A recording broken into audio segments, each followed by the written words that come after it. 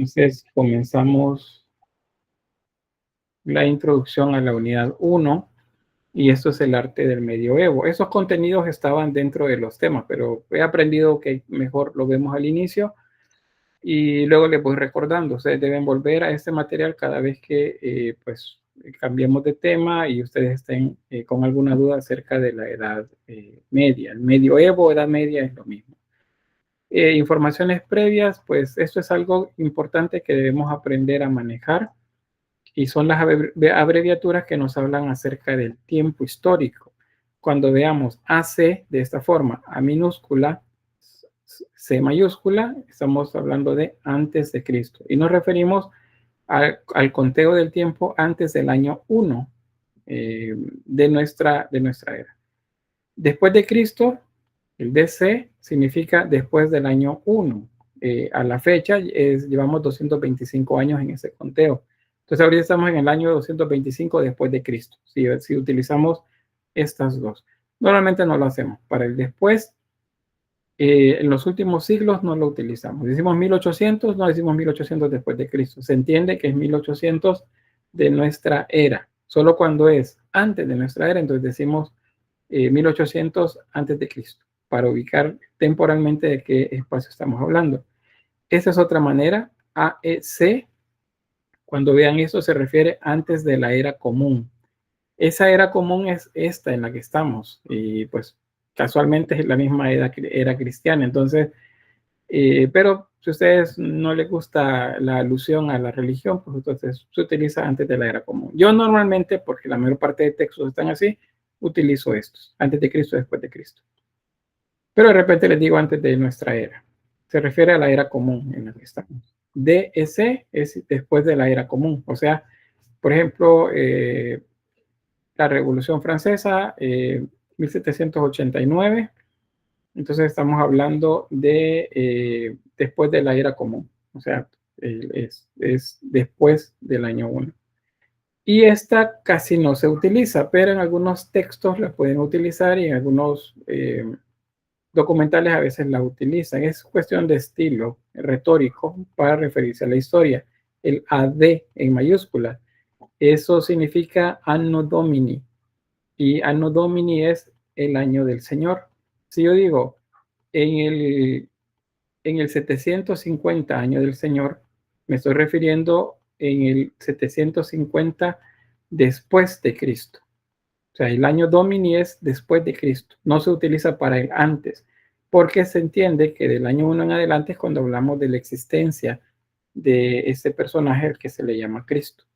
¿Se entiende eso?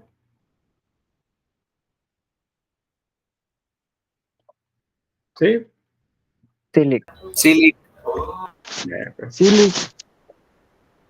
Muy bien, gracias. Avanzamos. Edad Media Europea.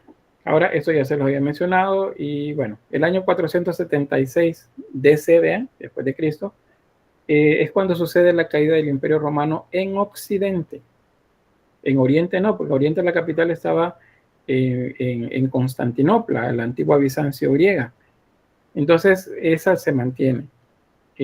Pero en la Roma histórica, la que fue durante siglos, la capital, pues esa va a caer. Van a deponer al último emperador de esa región, a Rómulo Augustulo, y pues de ahí comienza una primera etapa que se llama interregno, que es un momento en el que no hay reyes, no hay líderes poderosos en esa región, sino más bien líderes tribales. Y eventualmente se van a ir convirtiendo en líderes más poderosos o sus descendientes.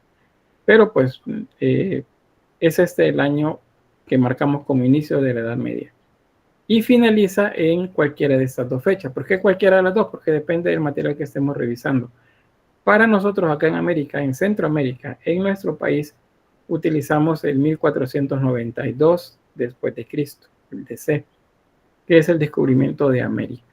Pero en otros textos ustedes pueden encontrar 1453, que es la caída del Imperio Bizantino, en la caída de la ciudad de Bizancio, en manos de los otomanos.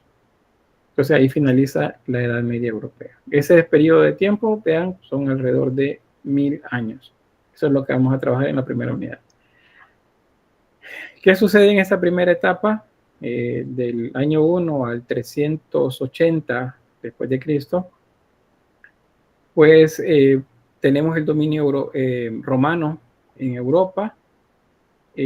Tenemos de manera contextual, geográficamente hablando, la región griega, o sea, estamos hablando de una región griega dominada por Roma, y tenemos también pueblos que no están contentos con el dominio romano. Eso es lo que tenemos acá, especialmente en la región de Judea, pues no están contentos con Roma, ni están contentos con sus líderes religiosos, con el Sanedrín, la mayoría. Aunque nos aparezca en los textos bíblicos que todo era amor y paz, no es así. Históricamente es un momento bastante inestable. Roma pues luchaba por mantener el control de esa región en los primeros 100 años de nuestra era. Bastante el trabajo que tuvieron ahí para controlar esa región. El Imperio Romano, ya conocemos este mapa. Roma era la capital en la mayor cantidad del tiempo, pero luego de las invasiones bárbaras a toda esta región, pues entonces se debilitó el poder acá y se concentró en esta región, que es Bizancio, la actual Estambul, la capital actual de Turquía. Ahí. Entonces, cuando cae Roma, el poder ya estaba muy sólido en esta región, y entonces es cuando hablamos de dividir el Imperio Romano en dos partes. Acá el oriente y acá el occidente. El oriente se convierte en Imperio Bizantino y el occidente pasa por tres etapas, que son el prerrománico, románico y gótico. No es tan complicado. No sé qué les va pareciendo a ustedes, pero no es tan complicado. Realmente es un tanto sencillo. Vean, lo vemos en colores acá. El amarillo es el Imperio Romano de Oriente. Esto es Bizancio, luego de la caída de Roma. Lo que está en verde es prerrománico, románico y gótico. Son tres periodos. Durante esos 1000 años que Bizancio se desarrolla, el occidente pasa por tres estadios diferentes.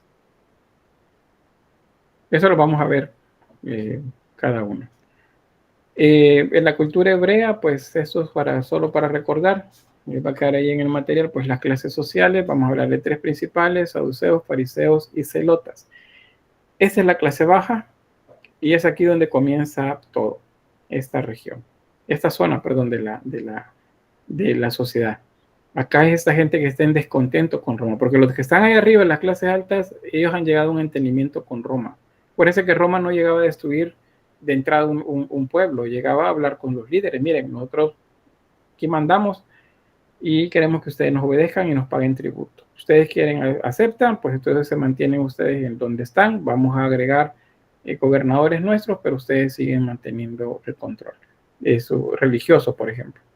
Si decían que no, pues entonces sí los destruían. Pero si decían que sí, se acoplaban a la nueva realidad. Pero la clase baja no, porque esos seguían oprimidos. Ahora ya no solo por las clases altas, sino también por los romanos. Por eso es que esos querían revolución. Cuando ustedes leen la Biblia, y pues todos querían que Cristo hiciera las veces de un caudillo que les ayudara a luchar contra Roma. Pero pues él les dice, no, mire, el camino a mi padre son otras cosas, yo no vengo a eso. Y entonces pues estos se enojaron. Y por eso es que al final terminan entregándolo, bueno, apoyando a los líderes para que lo entreguen. Héctor dice, quería comentar que me voy a salir de... Vaya, está bien, hay que ir al médico cuando sea necesario, no hay problema. Luego pues ahí va a estar la clase en el aula. Bien. Esto es cómo vemos la organización social. Eso es lo que vemos. Lo que ven en café es la sociedad romana. Más bien, la parte política romana. El imperio pues manda a un gobernador y a un pretor. El pretor es el que maneja la justicia y el gobernador el que maneja los bienes de esa región que gobierna. Según la época que nos describe el texto bíblico, que bueno, les recuerdo que el texto bíblico lo tomamos como referencia por la historia que cuenta, pero no como un documento histórico, porque no está comprobado la mayoría de lo que aparece ahí. Solamente es referencia. Hay datos que sí son cruzados, o sea, se pueden cruzar con cuestiones históricas, pero pues en general el texto bíblico nos sirve de referencia. no como documento histórico. Entonces, ¿qué podemos cruzar? Que dos personajes que se mencionan como Poncio Pilatos y Herodes Antipas, no. Bueno, Agripa y Antipas, no Herodes el Grande, que es el que manda a matar a los niños cuando, según el texto bíblico, Jesús nace. Estos son representantes de Roma y estos manejan la élite de la sociedad hebrea, junto con el Sanedrín, donde es el sumo sacerdote. Luego vienen sacerdotes, luego viene el pueblo llano y los comerciantes. Dentro del pueblo llano tenemos campesinos, jornaleros, pastores y también a los marginados, prostitutas, dementes, minusválidos y enfermos. ¿En cuál de estos o con cuál de estos es que Jesús comienza a tener más contacto? ¿Con la élite romana? ¿Con la élite hebrea? ¿O con el pueblo llano?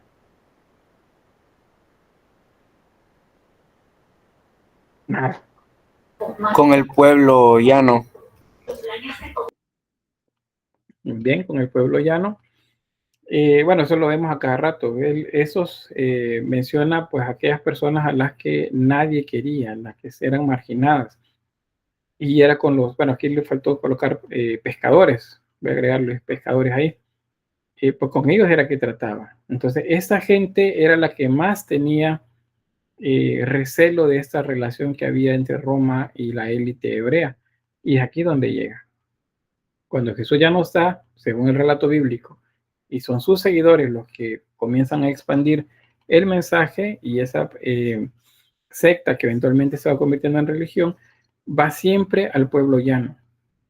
Y en algunos casos comienza a subir y toca las hebras de algunos de los líderes, pero en general se mantiene acá.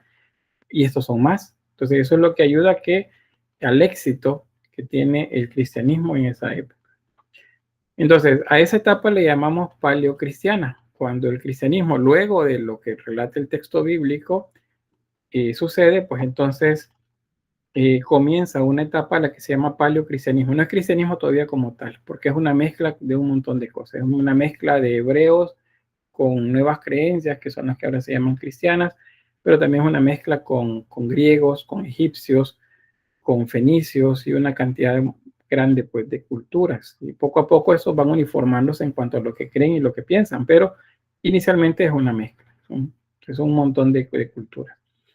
Entonces, este término designa esos primeros años. Eso llamamos paleocristianismo cada vez que nos refiramos a los primeros 300 años de nuestra era.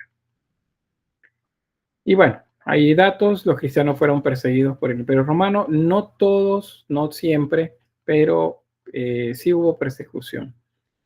Y pues lo veían como una amenaza. Yo siempre les pregunto, mire, ¿por qué lo veían como una amenaza? Y bueno, hay un montón de razones, pero una es porque no les tenían ya miedo. Porque el cristianismo les enseñaba que había que tenerle miedo a aquellos que matan el alma, no a los que matan el cuerpo. Los romanos podían matarles el cuerpo, podían matar, destruir esto, pero no su alma.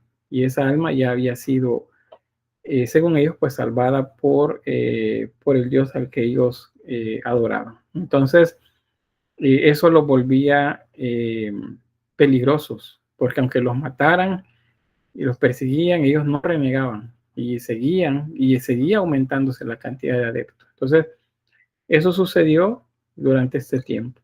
¿Qué es lo que relata según los textos que encontramos en lo que llamamos Nuevo Testamento, el libro de referencia que tenemos por las historias que cuenta? Pues la natividad, la infancia, que se cuenta poco en los evangelios canónicos, pero se complementa con los evangelios apócrifos. Yo sé que lo que dicen los evangelios apócrifos no se los han enseñado a ustedes a nivel religioso, ni creo que se los enseñe.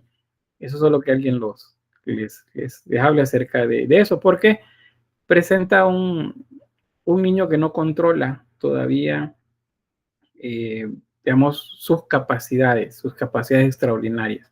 Entonces lo presenta de manera diferente a como la religión dice que era.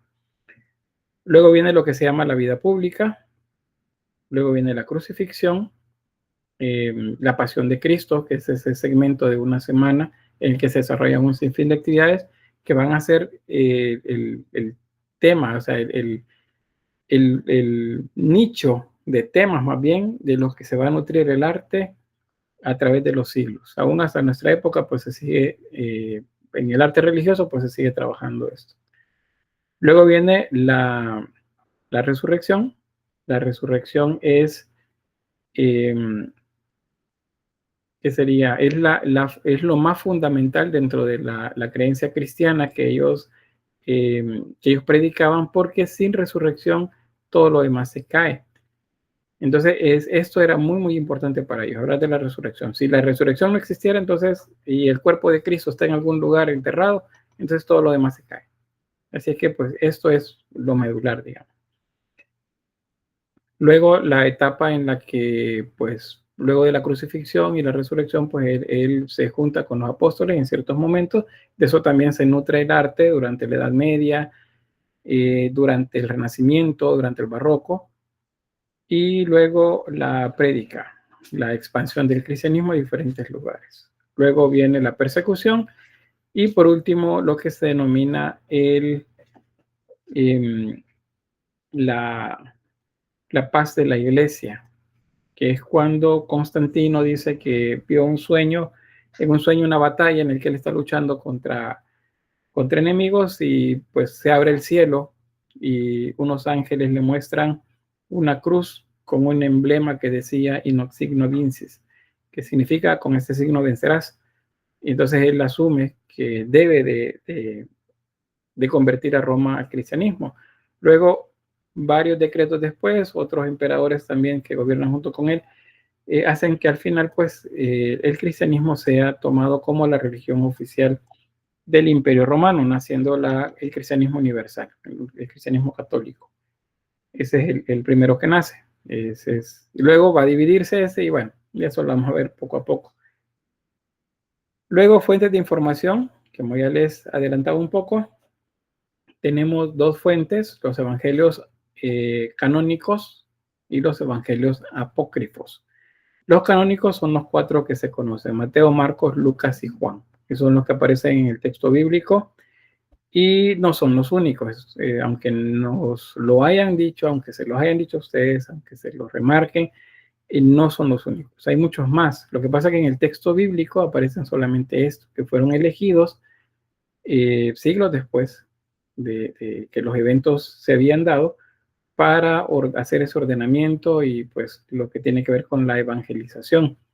Pero estos otros, y solo les pongo algunos, por eso les pongo etcétera aquí abajo porque son muchos, estos también aportan temas que luego vamos a ver en el arte.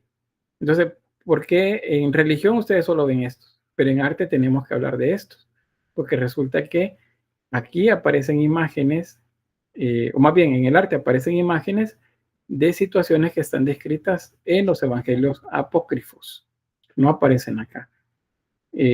Por ejemplo, si hablan acerca del adormecimiento de la Virgen o el tránsito de la Virgen, eso no aparece en el Evangelio canónico, en ninguno, pero sí aparece en los Evangelios apócrifos y aparece cuál fue el proceso de adormecimiento de la Virgen, las procesiones, ¿qué serían estos? Las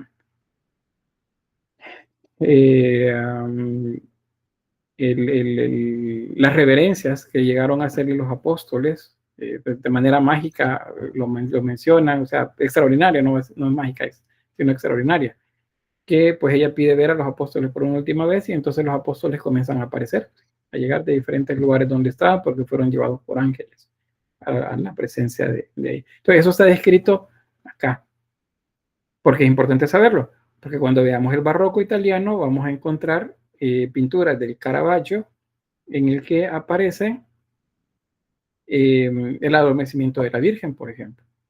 ¿Y por qué es importante? ¿Qué sería el de Santiago? O bueno, el de Saudo Tomás, por ejemplo, porque aparecen acerca de la infancia de Jesús y aparece ese viaje desde la región de Judea hacia Egipto y aparecen algunas escenas. Ustedes habrán visto alguna pintura de Leonardo da Vinci, la que se llama La Virgen de las Rocas, donde aparece la Virgen María en una cueva, en una gruta, donde aparece un ángel y aparece Juan el Bautista, niño, y aparece el niño Jesús. ¿Y eso en qué aparece en la Biblia? ¿En qué lugar aparece en la Biblia? No, no aparece en la Biblia, no lo menciona, siendo que eran primos, pero sí aparece en los evangelios apócrifos. Entonces, ven, esto, la fuente de información en historia del arte no la tenemos únicamente acá, la tenemos también por acá. Y ahí entendemos mucho del arte religioso de la Edad Media y de Renacimiento y Barroco. ¿Preguntas?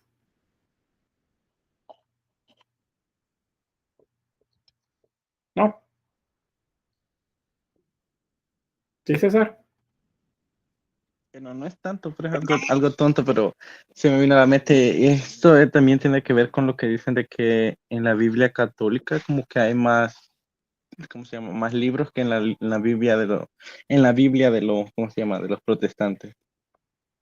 No. Sí, un poco, pero lo que sucede es que antes de que se construyera el texto bíblico, la Biblia como la conocemos, los hebreos, o sea, los judíos, ellos hicieron reuniones, digamos, tipo concilios, en los que decidieron qué libros eran los que tenían ellos del Antiguo Testamento, que eran los más importantes. Y dije, bueno, los juntaron todos en un solo libro. El asunto es que quienes lo hicieron eran los hebreos que vivían en la región de Jerusalén. Y entonces, cuando los libros ya estaban hechos y esa información llegó a los judíos que vivían, por ejemplo, en Egipto, que vivían en la región de Anatolia, que es la actual Turquía, y dijeron, oye, bueno, miren, pero ¿y por qué agregaron eso? ¿Y por qué dejaron fuera a aquellos? Si no, o sea, esos también son importantes. Entonces, como no les agregaron los libros o no los quitaron, entonces los hebreos que vivían en el extranjero hicieron también una reunión de libros y entonces hicieron otro listado de libros. Y por eso hay dos ¿qué serían? Grupos diferentes de libros hebreos, unos tienen más y unos tienen menos. Cuando el cristianismo viene, el cristianismo tomó como base uno de esos y nada más. Entonces dejó fuera dejó otros libros, porque estaba tomando como base, digamos, por ejemplo, los hebreos no de la diáspora, sino los que estaban en Jerusalén. Y entonces de ahí es donde viene eso de que por qué hay unos libros más y unos libros menos. Ahora yo sé que cuando se los cuentan dentro de la religión cristiana, ya sea católica o no católica, los cuentan de manera diferente, pero es porque se van más por los aspectos de fe.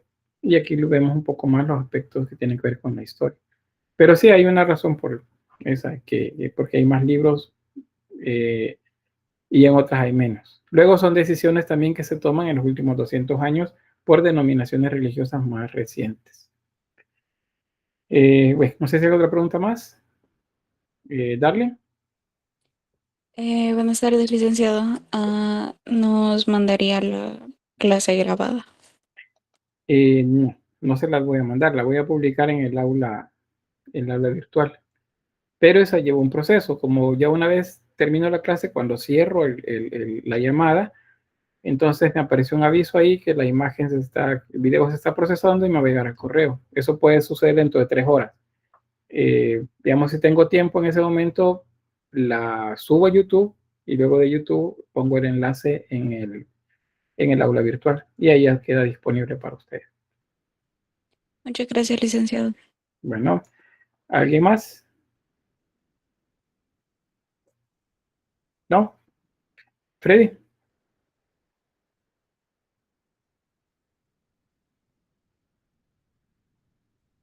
¿Sí, Freddy?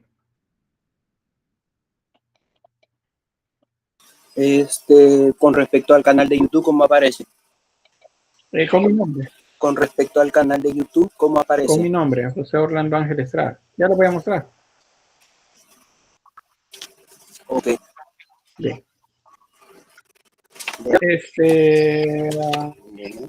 Gracias. Bueno, voy a cerrar con eso último. Bueno, de nada. En los primeros años del cristianismo vamos a hablar de 3 momentos. Uno es la predicación del pueblo judío de Palestina. O sea, eso es las enseñanzas de Jesús dado por los apóstoles en la región de Palestina. Ahí comienza, digamos, del año 30 al 37 después de Cristo. O sea, 4 años, por ejemplo, después de la muerte y resurrección, según el texto bíblico. Luego la apertura del cristianismo al mundo gentil, esto es porque los cristianos comienzan a aceptar de todas las otras culturas que habían alrededor. Eso lleva a una reflexión dentro del mismo cristianismo, los primeros apóstoles, acerca de qué está pasando. Bueno, vamos a dejar que estos entren o no. O sea, el cristianismo esta enseñanza de Cristo es para los judíos o es para todo el mundo. Y eso, pues, eso viene por acá. Es lo que se llama la crisis judaizante. Son judíos que al convertirse al cristianismo intentaron hacer prevalecer la ley de Moisés.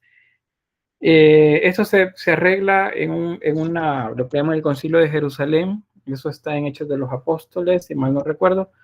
Y es un momento en el que los apóstoles, bueno, Pedro y Santiago, creo, no recuerdo el nombre del otro, van a un lugar y dicen, miren, aquí qué está pasando.